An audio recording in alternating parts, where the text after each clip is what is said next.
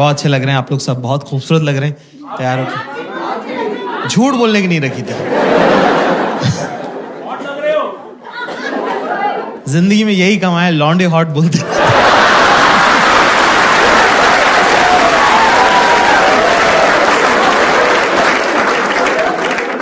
जिंदगी जैसे जैसे बदलती है आप नई नई चीजें सीखते हो ना। तो अब मैं क्या अमीरों के बच्चों के साथ हैंग आउट करने लगा हूं और मैंने देखा ये रोते रहते हैं पूरे time. Bro, my dad was not around, bro. I had an absentee father. बोल कि तू अमीर ही इसीलिए क्योंकि तेरा बाप घर पे नहीं था। वो घर पे होता तू गरीब होता, समझे? Bro, my dad was not around, bro. हमारे फादर साहब अभी रिटायर हुए हैं 4 साल पहले। एक बार हमारे पापा टीवी देख रहे। पापा लोग टीवी कैसे देखते हैं ना कि ये शहर किसने बसाया? मैंने। ये देश कौन चला रहा है? मैं।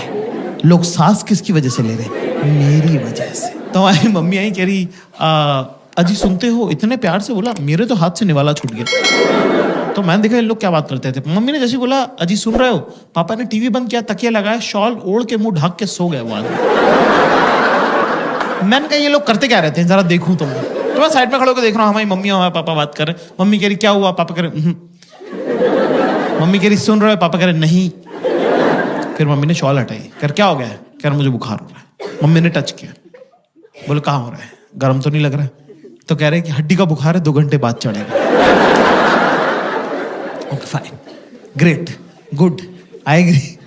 फिर कह रहे, फिर मम्मी ने जो बात बोली उसके बाद से मेरा और मेरी मम्मी का रिलेशन हमेशा हमेशा के लिए चेंज हो गया, है ना। मुझे नहीं पता था कि मेरी मम्मी भी तो लड़की है और बिल्कुल आप जैसी है, सेम मेरी माँ, है ना। उन्होंने कहा कि मुझे एक सगाई के फंक्शन में जाना है और मेरे पास सगाई में पहनने लायक कपड़े। और क्या हम क्या 3 भाई थे ना, तो हमारे घर में सेंसिटिविटी और मेकअप का सामान दोनों नहीं आ पाए।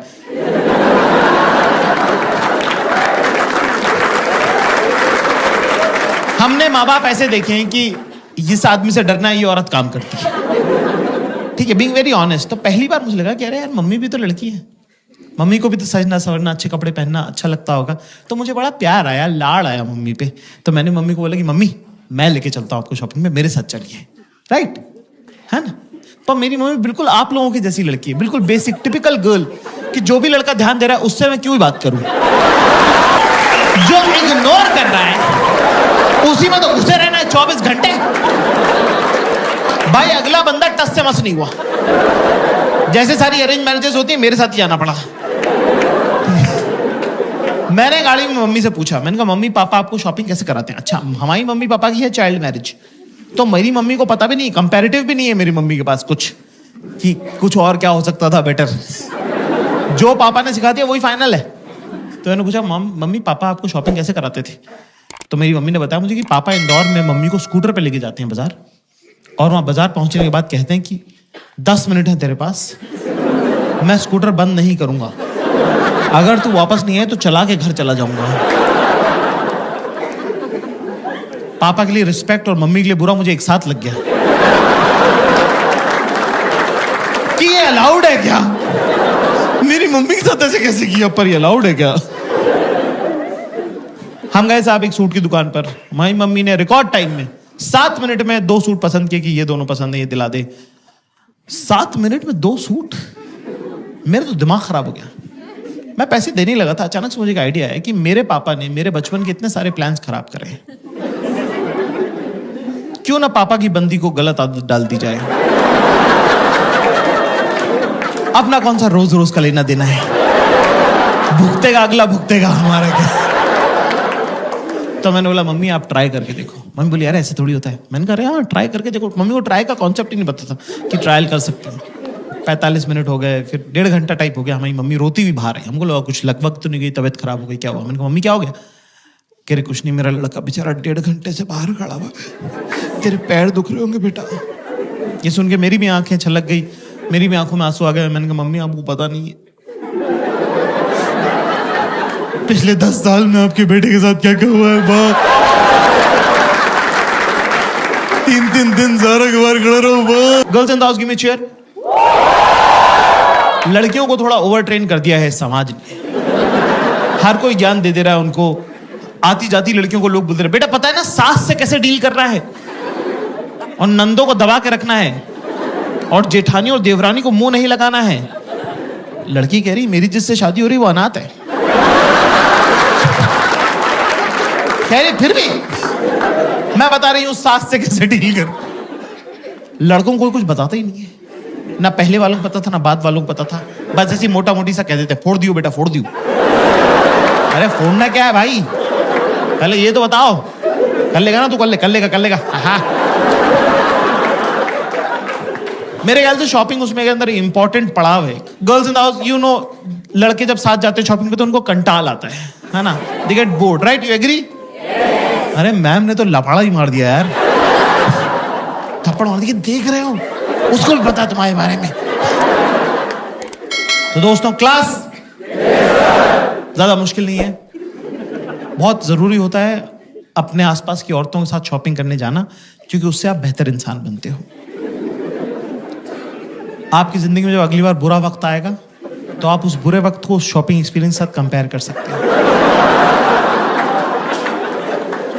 तब आपको लगेगा कि यार अगर वो गुजर सकता था ना तो ये तो गुजर ही सकता है। ज्यादा चीजें करनी नहीं है, सिंपल से 2-3 स्टेप्स जो मैं आपको बता दूं, है ना। सबसे पहली बात तो दिमाग लेके नहीं जाना है शॉपिंग पे। It's a physical activity, not a mental activity.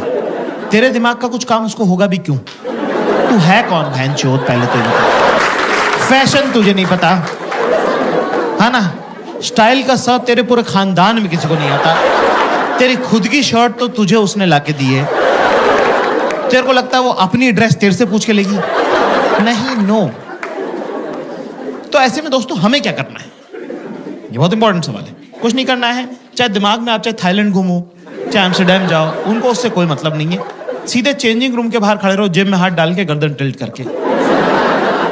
वो आएंगी, अपने आप से बातें करेंगी और चली जाएंगी। जब वो बीच में बात कर रही है तो बीच में ज्यादा जो है इंटरएक्टिव होने की जरूरत नहीं है। चुपचाप खड़ा रहे, स्माइल करता रहे। एंड में जब वो आई कांटेक्ट करके आखिरी लाइन बोले तो उसमें बोल दे सही है। वो आएंगे और बोलेंगी कैसा लग रहा है अभी, देख अभी ना अभी तो बस कलर देख खाली, ठीक है, क्योंकि अभी तो ब्लोटिंग हो रही है ना, तो मैंने एक साइज बढ़ा लिया है। हाँ, एक तो ये सब कुछ ना गोरे लोगों के लिए बनाते हैं। ये देख, ये यहाँ बटन है, इसका यहाँ बटन है। हमारे क्या घर वाले नहीं है क्या? नहीं, ये तो बहुत ऊपर हो जाएगा ना, ये तो अच्छा नहीं लगेगा। नहीं। पर मैं क्या करूँ, मेरा जो टेलर है ना, उससे मैं यहाँ टाका लगवा लूंगी।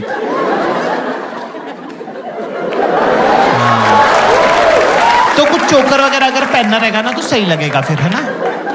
पर एक प्रॉब्लम, मेरे पास ऑलरेडी कैसा है, तो मैं क्या सोच रही हूँ,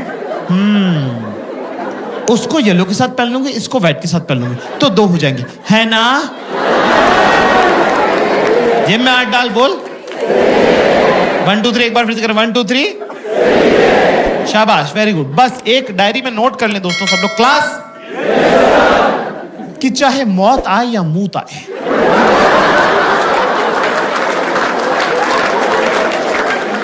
चेंजिंग रूम के बाहर से बेटा हिलना नहीं है, चाहे जो हो जाए, हाँ ना। क्योंकि एक बार मेरे साथ हो चुका है। एक बार क्या हुआ कि मैं 4-6 घंटे तक खड़ा रहा एक कपड़े की दुकान के सामने, ठीक है, चेंजिंग रूम के सामने। और क्या होता है, रिफ्लेक्स एक्शन कोई चीज होती है, गर्म पानी में हाथ डालो तो हाथ अपने आप खिंचता है। तो मेरे दिमाग को ऐसा लगा कि कहीं मेरे पैरों की नसों में खून ना जम जाए, लकवा अकवा ना मार लूं मैं। तो उसने मुझे बिना मुझसे पूछे चलवा दिया। इतनी पास था मैं, इतनी पास, भाई साहब बैठे हैं इतनी पास। 8 कदम चलाऊंगा मैं बड़ी मुश्किल से, इतने में येलो वाला ड्रॉप ट्राई हो गया। इतनी पास था मैं। धीरे से बोलती जाकिर, मैं पक्का पलट के देखता। थोड़ा जोर से बोलती बाबू, पूरा स्टोर पलट के देखता। कौन बाबू नहीं है, सब बाबू हैं। ये बड़े बड़े मूछों वाले, दाढ़ियों वाले, 45-45 साल के मुष्टंडे, सब बाबू हैं। आप बड़े हो गए डॉक्टर इंजीनियर नहीं बनते हो, आप बनते हो। लेकिन नहीं, शी चोज वायलेंस। आंखों से लेजर छोड़ी उसने। 3 सेकंड बाद मुझे गुद्दी में गरम गरम लगने लगा। मैंने पलट के देखा, वहां शक्तिमान खड़ा हुआ था।